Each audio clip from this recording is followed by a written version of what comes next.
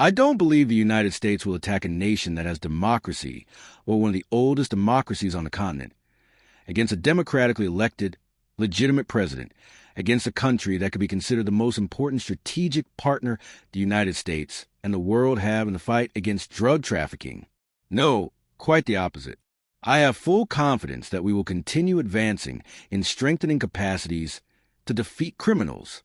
And in all these tensions, we always interact and say, the backbone of democracy rests on security and defense, and that security and defense must remain hand in hand with international cooperation. We have been interacting constantly with the Department of State and Department of War, United States, not only with those over there in the United States, but also with representatives here in Colombia, with the embassy, with members of Congress all the time. Obviously, that interaction increased due to the tensions that arose in recent days.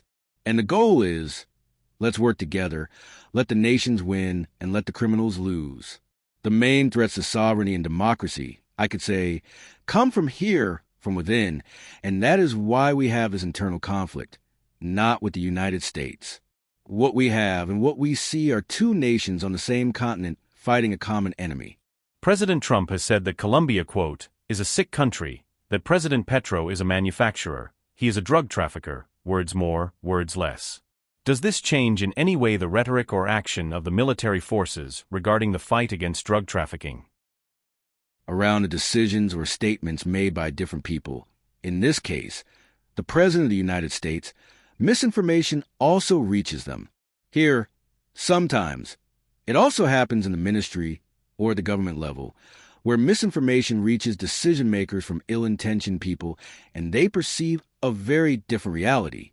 So that meeting, that conversation that the President of the United States had with the President of Colombia allowed many things to be clarified, so much so that it gave President Donald Trump a lot of confidence, and he said, "It was an honor to speak with the President of Colombia." So we're going to talk there and find some solutions to differences that may exist between nations. But we are in an era where problems are solved by talking. He already recognizes with that conversation and with what we have shown that Colombia, for example, in this government period, 2,800 tons have been seized, which is equivalent to approximately 47 billion doses of cocaine that did not reach the streets of consumer countries. Cocaine factory? Here what we do is destroy it. But we have also extradited almost more than 800 people to different parts of the world, where the main recipient is the United States, and where the main crimes for which they were extradited is drug trafficking, and where 60% also of the drugs seized worldwide are the product of Colombian intelligence. So if there is someone who has fought drug trafficking vehemently, it is Colombia. Minister, what is your personal perception regarding U.S. pressures? Do they threaten our country's sovereignty? I see it as a great opportunity interacting with them.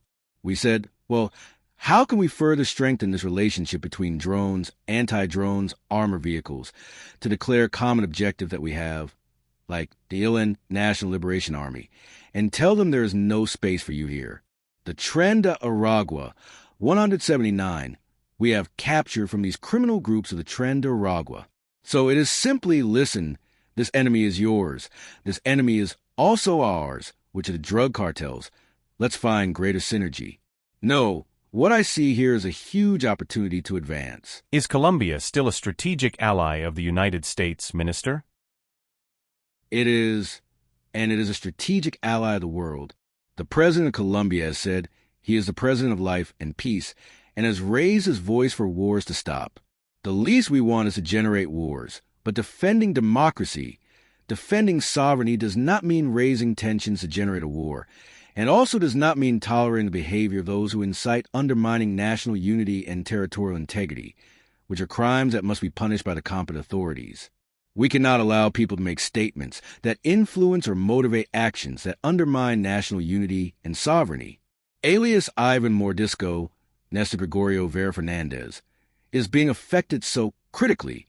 He is the criminal, the main drug trafficker in the southeast of the country, that he already calls for help from other drug cartels.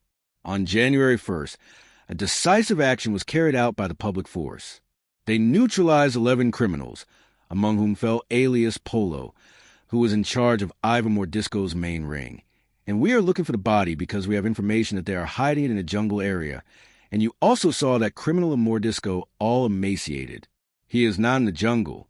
We know he isn't. And sooner rather than later, we will capture him. T is normal that they organized crime groups are interested in drug trafficking and protecting their business, drug trafficking. So they will try to unite. But among themselves, they also kill each other. Look at what happens in Catatumbo while the Calarca dissidents and the ELN kill each other. In southern Bolivar, they unite. So their mentality is purely trafficker, and among themselves they kill each other, and we are prepared to face them fully and with very strong force. That is why we deployed more capacity in that border area. That is why we deployed more men, drones, anti-drones, and armored vehicles in Catatumbo, mainly